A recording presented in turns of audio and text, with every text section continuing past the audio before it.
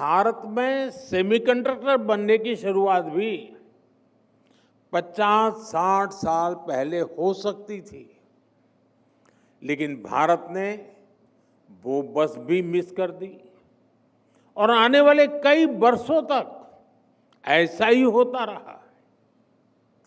आज हमने ये स्थिति बदली है। भारत में सेमीकंडक्टर से जुड़ी फैक्ट्रियां लगनी शुरू हो चुकी है। इस साल के अंत तक पहली मेड इन इंडिया चिप बाजार में आ जाएगी।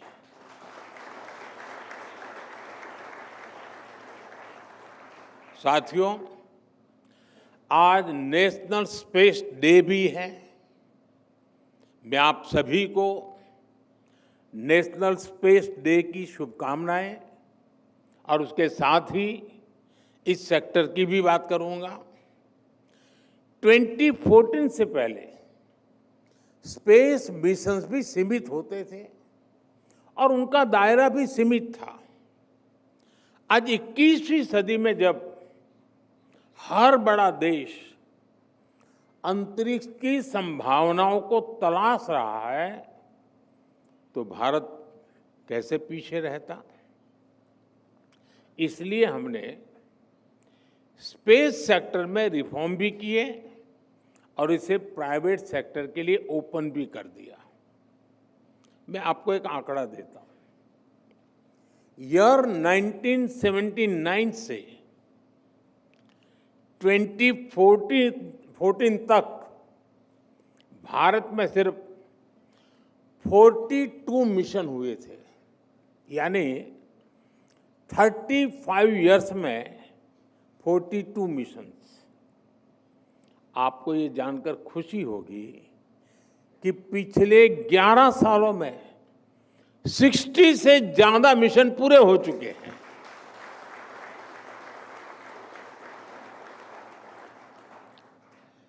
आने वाले समय में कई सारे मिशन लाइन अप है।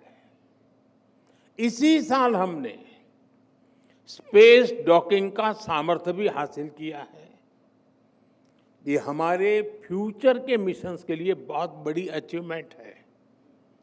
अब भारत गगनयान मिशन से अपने एस्ट्रोनॉट्स को स्पेस में भेजने की तैयारी में है और इसमें हमें ग्रुप कैप्टन शुभांशु शुक्ला के अनुभवों से भी बहुत मदद मिलने वाली है। साथियों, स्पेस सेक्टर को नई एनर्जी देने के लिए उसे हर बंधन से आजाद करना जरूरी था। इसलिए हमने पहली बार प्राइवेट पार्टिसिपेशन के लिए क्लियर रूल्स बनाए। पहली बार स्पेक्ट्रम एलोकेशन ट्रांसपेरेंट हुआ।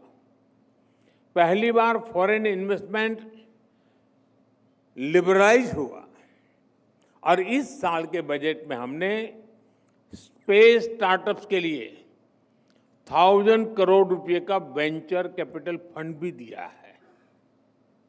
साथियों, आज भारत का स्पेस सेक्टर इन रिफॉर्म्स की सफलता देख रहा है। साल 2014 में भारत में सिर्फ एक स्पेस स्टार्टअप था, आज 300 से ज्यादा है।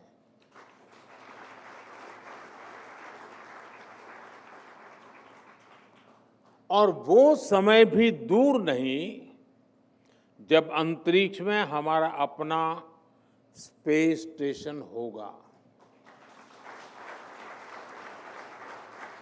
साथियों, हम इंक्रीमेंटल चेंज के लिए नहीं बल्कि क्वांटम जंप का लक्ष्य लेकर आगे बढ़ रहे हैं। और रिफॉर्म्स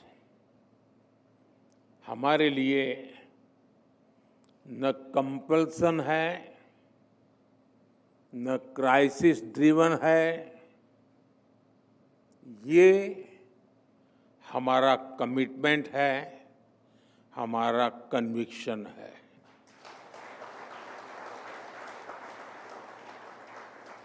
हम होलिस्टिक अप्रोच के साथ किसी एक सेक्टर की गहरी समीक्षा करते हैं और फिर वन बाय वन उस सेक्टर में रिफॉर्म किए जाते हैं।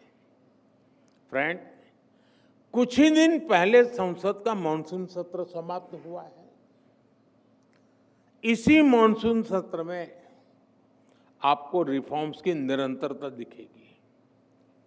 विपक्ष द्वारा अनेक व्यवधान पैदा करने के बावजूद हम पूरे कमिटमेंट के साथ रिफॉर्म्स में जुटे रहे। इसी मॉनसून सत्र में जन विश्वास 2.0 है। ये ट्रस्ट बेस्ड गवर्नेंस और प्रो पीपल गवर्नेंस से जुड़ा बहुत बड़ा रिफॉर्म हुआ है।